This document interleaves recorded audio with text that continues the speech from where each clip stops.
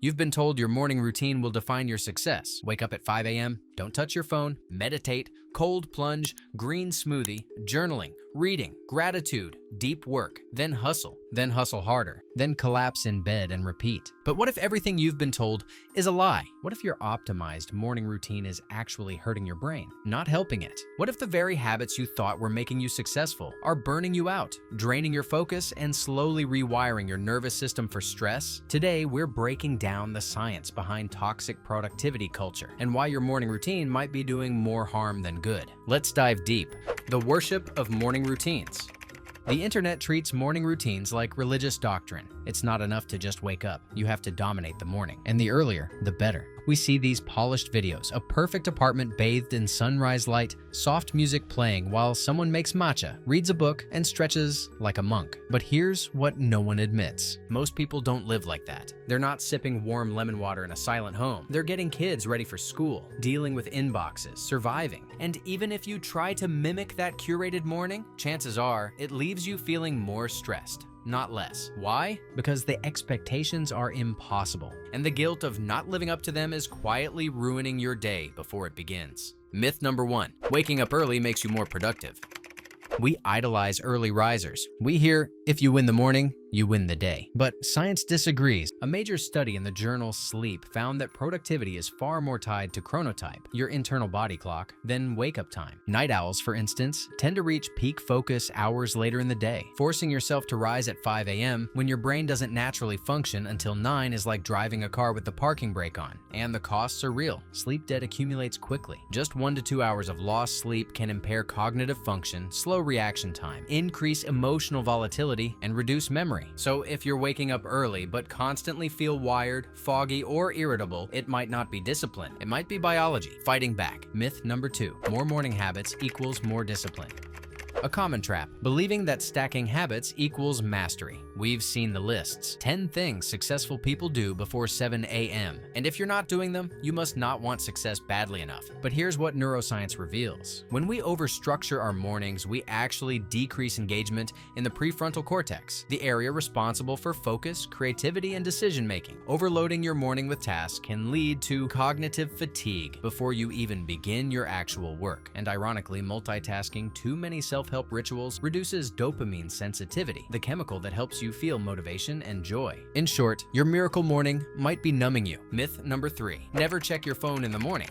You've heard it a million times. Don't touch your phone first thing. And yes, doom scrolling Twitter or TikTok at 6 a.m. probably isn't great for your brain. But research tells a more nuanced story. A study in Nature Human Behavior found that meaningful digital interactions can actually improve morning mood, especially when tied to social connection or intentional learning. So instead of no phone, the better rule is mindful phone. If replying to a loved one, reading an email from your mentor, or even watching an educational video gives you calm and clarity, it's not harming you. The problem isn't the screen. It's the lack of agency over what you're consuming. Myth number 4, cold showers, journaling, reading, and working out must happen before 8 a.m. This is the productivity industry's favorite narrative. Successful people front-load their self-improvement. You get the sense that if you didn't finish 10 habits by 8:01 a.m., the day is a failure. But real science says this is false urgency. Exercise, for instance, benefits the brain regardless of timing. Morning workouts help regulate cortisol, but afternoon exercise boosts strength and performance. Evening sessions improve sleep and recovery. There's no perfect time, just consistent effort. Same for meditation. Some people benefit most from early stillness, others decompress better at night. What matters isn't when, it's that it's yours. Your brain doesn't want rituals dictated by influencers. It wants autonomy, the business of morning perfection.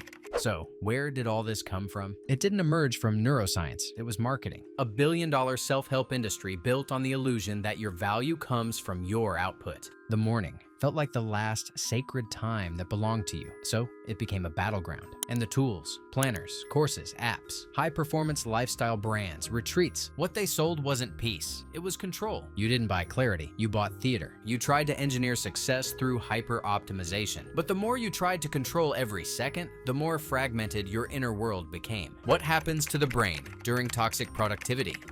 Here's where things get dark. When your brain is pushed into rigid performance from the moment you wake, it activates your sympathetic nervous system. This triggers cortisol and adrenaline, stress hormones designed for short bursts of survival energy. Great in emergencies, terrible as a lifestyle. Chronically elevated cortisol shrinks the hippocampus, your memory center. It lowers immune function. It inhibits the prefrontal cortex, your judgment, empathy, focus. Over time, you become reactive instead of responsive, distracted instead of present. And if this happens every morning, you train your nervous system to expect war, not peace. The rise of soft mornings.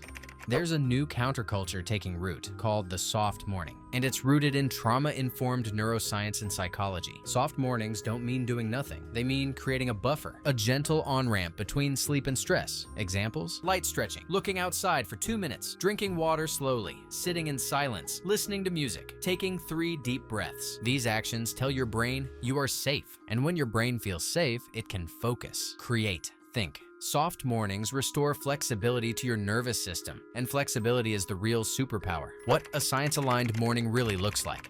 Let's reimagine the morning from scratch, one that's not designed for aesthetics, but for neurological health. Here's what that could look like. Wake up when your body is ready, or as close to your chronotype as your life allows. Avoid a jarring alarm. Use light vibration or gradual sound if possible. Sit upright, stretch. Breathe in through your nose, hydrate. Even 300 milliliters of water helps rehydrate brain cells. Let light hit your eyes. Real daylight triggers serotonin. Move, light walking, yoga, or bodyweight movement. Engage with something you enjoy, not because it's productive, but because it nourishes your spirit. And most importantly, skip any part of this if it doesn't feel good. Your morning should reflect your needs, not someone else's checklist. Why slowing down feels wrong.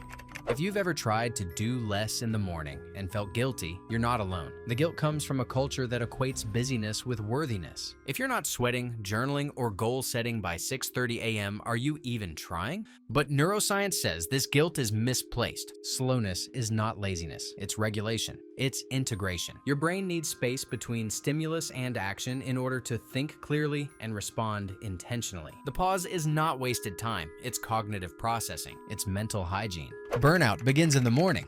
Most people think burnout happens from too much work, but more often, it starts from how you begin the day. You open your eyes and immediately feel behind. Behind on habits, behind on goals, behind on life. That running late feeling never leaves, even if you've been up since dawn, because your nervous system is trained to interpret stillness as failure. That's the real lie, and it's one that bleeds into everything. Your relationships, focus, creativity, health. But it doesn't have to be this way. The real key to a powerful morning. Here's what the science and real-life wisdom shows us. The best morning is one that starts with presence, not pressure. Not because you've copied someone else's high-performance ritual, but because you've crafted your own, aligned with your biology, values, and life rhythm. If you like early mornings, fantastic. If your deepest clarity comes with music and slowness, lean in. If you want to skip it all and sleep longer on some days, permission granted. A powerful morning isn't about control.